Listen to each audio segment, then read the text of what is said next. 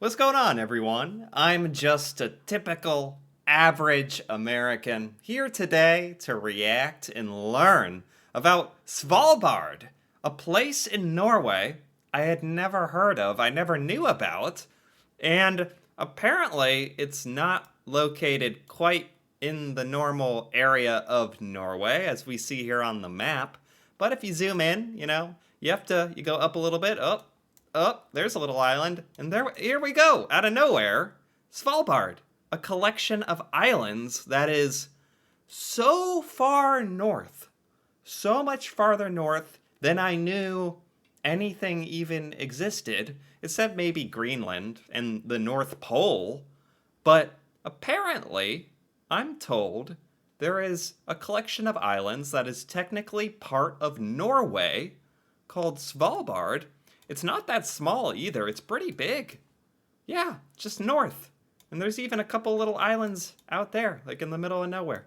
Yeah, so I just thought this would be fascinating to learn more about. And apparently, people live here and visit here, even though it's so far north. It's freezing cold, and the sun probably does wacky things. And I just want to learn more about Svalbard. So, I have the Wikipedia here. Svalbard, also known as Spitsbergen or Spitsbergen, is a Norwegian archipelago or collection of islands. It lies about midway between the northern coast of Norway and the North Pole. Yeah, I had no idea. I had no idea there was anything like this. This kind of came out of nowhere for me. The largest island is Spitsbergen. Okay, the largest settlement is Longyearbyen. Yeah, apparently people live here. I want to learn more about that, actually. Is there anything else here, perhaps? I do have a video that might help explain what Svalbard is. So let's go ahead and watch this. I think this will be helpful to me. Norwegian archipelago. Oh, let me start it from the beginning. Welcome to Svalbard, a Norwegian archipelago located between mainland Norway and the North Pole, but much closer to the latter. Yeah. Oh my gosh. What? Oh! Oh my gosh, this is like another... This is like another world. This is like there's dog sledding and mountains and lots of houses. There's a lot of houses here. I wasn't expecting that. Are you here year-round? Yeah, I live here all year round. What's it like Mostly for living the here? winter. That's the best. I can have my 30 dogs and I can go out on an adventure every... Wait, what? What is... Oh my gosh. This guy has 30 dogs. I wonder what he does. And he actually lives here year-round. Okay. Do some people live on Svalbard for only some parts of the year? Or how does that work? every single day, so I love that. What is your favorite thing about living here in general? Oh my... The nature, to go out in the wild. It's Yeah. definitely amazing. It's cold, but he says that, but he's wearing like a t-shirt. Like, this guy is wearing a t-shirt, and he's by the North Pole.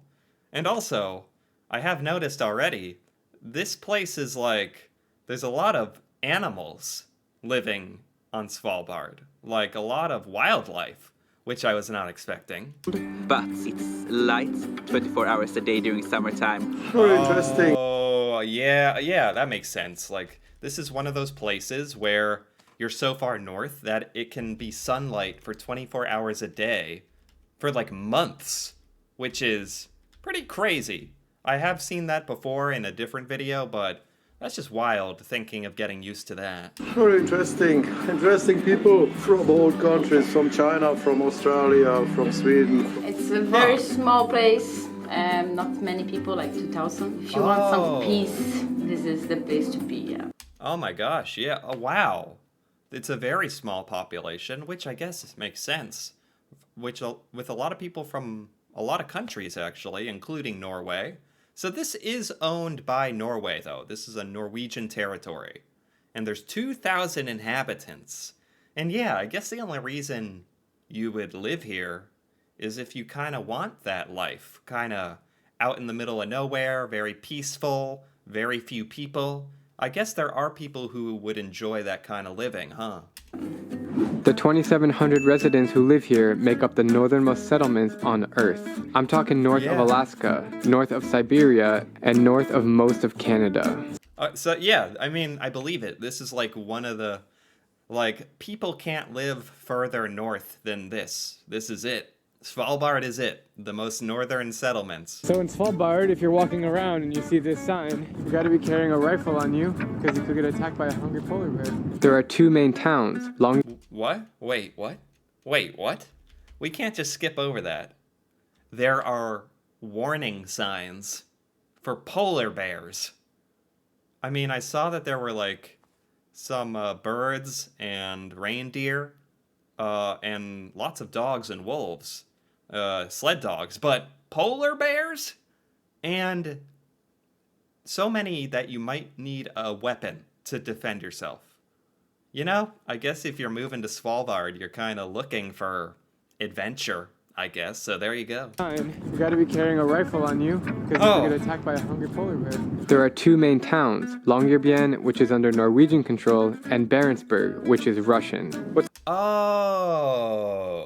Oh, I didn't know that. Okay. Wow, okay. I heard of Longyearbyen when we looked at the Wikipedia entry. But there's a Russian-owned city as well. Oh, I didn't know that. Control, and Barentsburg, which is Russian. What's up, Lennon? How you doing, bro? More on that tomorrow. This vast unexplored land was one of the last frontiers of humanity before it was discovered in 1596 by... Oh, I absolutely... I am shocked anyone discovered this. I wonder how it became part of Norway, actually. A Dutch explorer named William Barents. As you might expect, the nature all around here is as beautiful as it gets, as well as the incredible wildlife of polar bears, walruses, Arctic foxes, and huskies. What?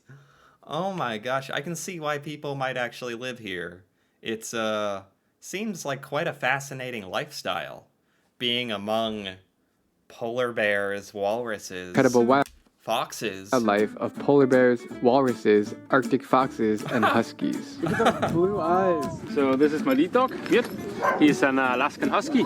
Today we are going dog sledding. They're ready to go. Look at them. Wow. I wonder, oh my god, oh my gosh, these dogs are awesome. I wonder what kinds of jobs people do living in Svalbard. How you make a living in such an isolated part of the world. The capital of Longyearbyen is home to roughly 80% of Svalbard's population and is nothing more than a few shops, tasty restaurants, rowdy bars, and cute, colorful houses. There's bars and stores. Oh my gosh. And these houses are awesome too, the colorful houses. Wow, so 80% of people live in this capital city. I mean, being located on an island like this, so far away from the rest of the world, must make it very, very difficult to get supplies, honestly. Food shipped to you, medical help, stuff like that. So I guess living out here has its drawbacks because you can't really interact with the rest of the world very easily, but you do get a lot of peace and quiet, and there is the internet. So you have to be a very specific kind of person to want to live here, I guess. Pretty chill place. It's so low-key here that there are no traffic lights, street names, or even prisons. Yeah, we have just a small one, but never in use. But it's extremely safe. Yeah, where shall you drive? It's only a couple of miles of roads, and then it stops, so yeah. Yeah, I think she's saying if you commit a crime, then the people of Svalbard are going to come after you, and there's nowhere to go. So it probably is pretty peaceful. In Svalbard, it's customary to always keep your car and home open. We left the car running. Yeah, so safe. Not only because it's extremely safe, but because of the threat of an attacking polar bear. Oh my It can God. save someone's life to quickly escape into a car or house, especially in winter. Oh my gosh, I didn't realize how serious they were about the polar bear attacks. there's a whole custom built on leaving your cars and houses open so people can run for cover because there's that many polar bear attacks. Oh my gosh. It also feels like with such a small population, everyone kind of probably knows each other. Everyone's very friendly. It's a very tight-knit group of people living on this island together, mostly in this town together. So that's probably a very tight-knit community. But it's not always freezing cold and dark here. In the summer months, like now, the sun doesn't set or rise. It remains in the sky for 24 hours a day. Wow. Right now it's 2 a.m. and it's bright as can be. They're actually talking about turning off their clocks to go completely time-free during summer. What? Okay, I gotta say also, this place is beautiful. This place is beautiful looking. I don't know about turning off all your clocks. I don't know. Just losing track of time forever. I don't know, it's kind of scary. Interesting fact about Svalbard is that anyone from any country can live and work here without a visa. What? It's nice living here, but it's cold. That's why Longyearbyen is one of the most diverse capital cities per capita in the world. Anyone from any country can live here? This place is like the most neutral place then. People from anywhere in the world can travel and live here without a visa. I've never heard of that. That's actually kind of awesome in a way. I don't know, it's between 50 and 70 countries represented here by the workers, so it's very, very international. And that's why you'll see Thai restaurants in the middle of the Arctic. Yeah. I am super excited to be spending the next 4 days here in Svalbard before hopping on an expedition cruise with Hurtigruten over to Greenland and Iceland for the next 2 weeks. Wow. Stay tuned for a lot more interesting stories coming your way. Oh my gosh. Oh my gosh, that was amazing. What a fascinating place. I still want to know what people do for work there. I'm sure there's something. There's 2,000 people there. This was by Drew Binsky, and I liked it. I gotta give this a like. Wow, Svalbard. Why is it considered Norwegian if anyone in the world can live there? It also has a Russian city there. So I'm a little confused about that, honestly. The Svalbard Treaty of 1920 recognized Norwegian sovereignty, and the Norwegian Svalbard Act of 1925 made Svalbard a full part of the Kingdom of Norway. The Svalbard Treaty established Svalbard as a free economic zone and a demilitarized zone. Oh my gosh. Oh, there's mining companies. There's mining companies there. Maybe that's what a lot of people do for work. And there's research and tourism. Yes, that's the other thing I noticed about this is you can go to websites where they're trying to sell you a trip to Svalbard. Like Svalbard has a tourism and stuff, like an adventure. So I thought we could take a look at that as well. I just wanted to learn about Svalbard, like the people who live there, like day to day, and like how it is a part of Norway. I did not know how international it was, that it's very neutral. Lots of people all over the world can live there, and that there's a Norwegian and Russian town there. This is so fascinating. This place seems like this just magical place out in the middle of nowhere. That's what it is, basically. But if you're trying to travel there for vacation or an adventure, you can go to websites like this. What? Am I on a different planet? No. Yeah, it does look like a different planet, but it's Svalbard. No, you're in Norway. Oh, yes. And all the wildlife, too. Are there walruses, too? Yeah, this place is one of a kind. The Northern Lights. Oh, you can probably see the Northern Lights from Svalbard, huh? In the next moment, you're at a loud-packed concert? Do they have concerts in Svalbard? I mean, they do have, like, stores and a bar. Like, they probably want to make it, like, feel somewhat like a normal city, right? Longyearbyen is a cosmopolitan city with hotels, a brewery, and 15 restaurants. You'll find one of Scandinavia's biggest wine cellars. Oh my gosh, they've really, like, tried to modernize Svalbard. and specifically Longyearbyen, the city, so that people can visit and be comfortable.